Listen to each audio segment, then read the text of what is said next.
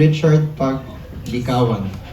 You've maintained vocal excellence for years. How was your relationship with your voice over time? And are there any things you can do with your voice that you couldn't do earlier in your career, vice versa? Have I maintained vocal excellence? Yes, voice vocal excellence.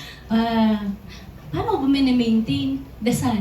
Dasal talaga. And I think yung difference from before, kasi I'm now more in touch with my feelings, my emotions. Mas I know my voice better now kaysa sa dati.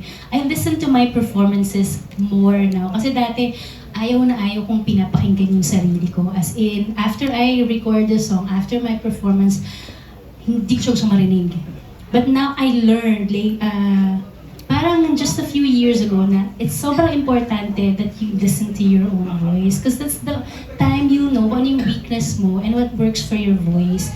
And now I can say na even though mas nag-mature yung voice ko, I'm more in touch with my feelings and I know my voice better now. And I feel like alam ko na how to use it better than before.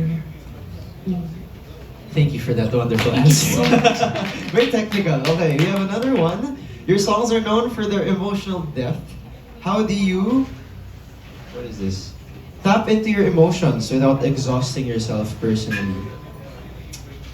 That's a good question. Yeah, that's a good question. First, kasi hindi rin ako talaga kumakanta ng songs na I cannot relate to. Kasi it's hard to sing something that you have no connection with.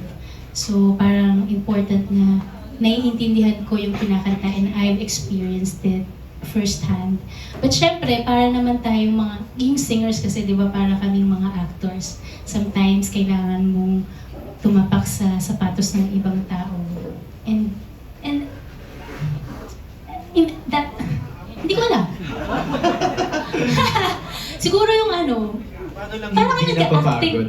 Paano hindi napapagod? Yun yung yung question niya talaga. Okay. Akala ko How paano do you not exhaust exhaust yourself? myself. Yes. Na hindi ako, hindi ko na English kasi. Pinabasa ko na. Joke lang, mamaya sabihin nila, hindi ko naintindihan. Ganun nga, yun lang yun. Parang ina-acting mo lang siya. I don't really... Just stay in character. Yeah, you just have to stay in character and try to put yourself in the shoes of the person. Kung ano yung situation ng whatever you're singing. Are you open to acting? I've done some acting before. Are you open to more acting? Guys, ako kaya yung More nag-portray acting. ng life story ni Sarah. More acting? Are you open to more acting? Nakakatawa, huwag niyong balikan. Nasa YouTube yun. Nakakatawa po. Yung, aray, bakit? Ganon. More ba, no? More acting. You know, kasi it's hard for me kasi in real life, pagka nagagalit ako, hindi masyadong obvious. Okay. So, it's hard for me to act when I'm really not like that in real life. So, I have to exaggerate kasi nakakatawa yung acting ko kung papanood. TikTok na natin yun. Yung masyadong, but it's just like any other skill. It Yeah. can be developed and work on. Walang mahirap sa you can do anything as long as you prepare for it. Sir. Of course, I can do acting. More Teka lang acting. guys, ang dami kong nainom na tubig. Ano bang kasi dami kong confidence na nakuha dun sa taas Nung morning pa po kasi tayo Oo, dito. kanina pa kasi kami 7 a.m. Kaya Wow. energy ko talaga ang taas. Para Taas sa pa inyo. rin. Okay, we have here from the Manila concert scene, Kevin Pableo. You've collaborated with everyone from Blue and Brian McKnight Jr. to local icons like JR and Jason D. Who is one artist on your bucket list that you have not worked with yet? Jasmine Sullivan. Yeah ba? I would love. Pero posible kaya yun? Why not? They're not super duper mainstream artists. The artists that I really listen to are hindi masyadong mainstream. But I would love to do a collaboration with them, maybe Kim Burrell, just because I know I'll learn a lot from them vocally. Still out to learn. Yes. Learning never stops. Yes. As a pioneer, grabe yung pioneer. Grabe yung Kasi pioneer. 26 years na nga daw. Pioneer na ba yun? Grabe yung pioneer. Pa 100 years na. Parang pillar ng industriya. Ganun. Okay. As a pioneer, what is your take on the current P-pop explosion? Do you see the R&B roots you planted reflected in the new generation of the Ulitin mo, groups? ulitin mo. Kasama ba tayo sa roots ng R&B dahil sa P-pop explosion? Do you feel You, that? well, first of all, I want to say how proud I am sa Beanie when I saw them perform sa recent Coachella Festival. Sobrang nakaka-proud. And I feel like nothing is impossible now.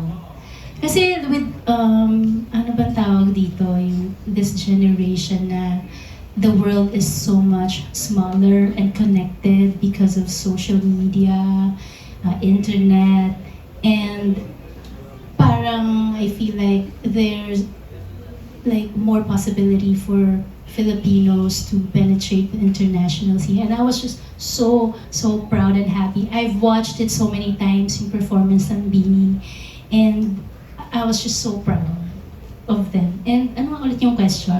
Double check So, ko nga pala. yung music actually ng Beanie, parang siyang fusion. It's not just pop. There's a fusion of different genres and sounds. Like, I hear a little bit of R&B in their songs as well, di ba? And pop, and ballad. Ang galing! Wala nang ano na ngayon. Hindi na siya nakabox. Everything is a fusion of everything. You can do anything. It's not just R&B. The question is, do you feel that you've put the roots of P-pop, kasama ka rin ba dun sa pag-evolve Evolve. ng P-pop? Do you view it that way? I feel like yes. Yes. Yes, no. Thank you. Manila concert scene, thank you, yes. Okay, we have a question from Zine, who will be asking it personally. Hello. Hi. Hi, Kyla. First off, I just want to say that I grew up with your music, actually. I've been hearing it sa PC ng bahay. Yeah. And yun, so your music has lived through different times and forms, yan, from CD players, YouTube videos, and now sa mga TikTok clips ng mga trends, ayan. And naging staple na rin yung song mo sa karaoke, whenever may mga sessions sa KTV, palaging may Kyla na naka-cue. So, how do you stay in conversation with your younger listeners who are discovering your songs in completely new ways? And if you could introduce your music using one of the tracks from this album to encapsulate what they call the peak Filipino yearning with Kyla. Isa pa ulit. I'm so curious. How do I Kasi converse? na yung parang dito. Kasi yung utak ko nandun pa, yung utak ko nandun pa sa kanina eh. Sa cassette, Oo. CDs. So how do I converse with the younger generation? Yeah. And if you could introduce If I peak could Filipino introduce- yearning reimagined with Kyla using one of your songs, what would it be?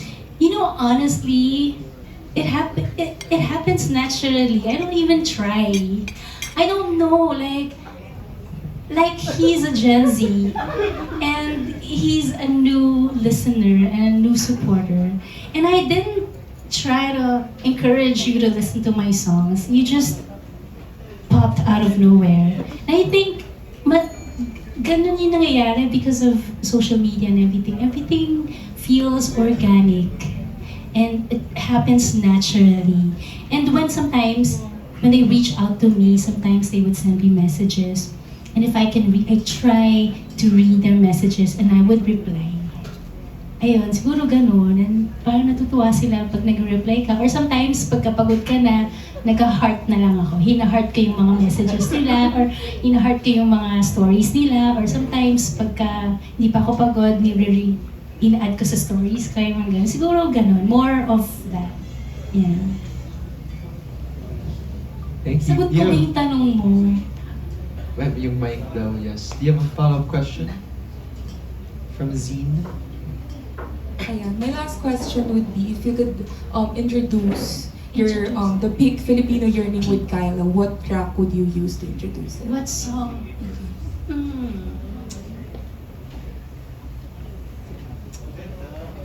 What song? Kasi biased talaga ako dun sa... I grew up listening to gospel music. And it's still the kind of songs that I listen to up to now. And sobrang biased ako. I would probably if I don't think about the numbers of who's gonna listen, who are going to listen, I would choose Back to Bliss.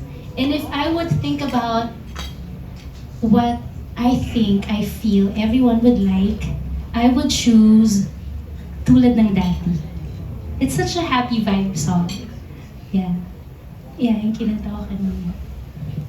Thank you. Anyone else from no one? Okay, guys, round of applause. Thank you so much. Thank you so much! Yay!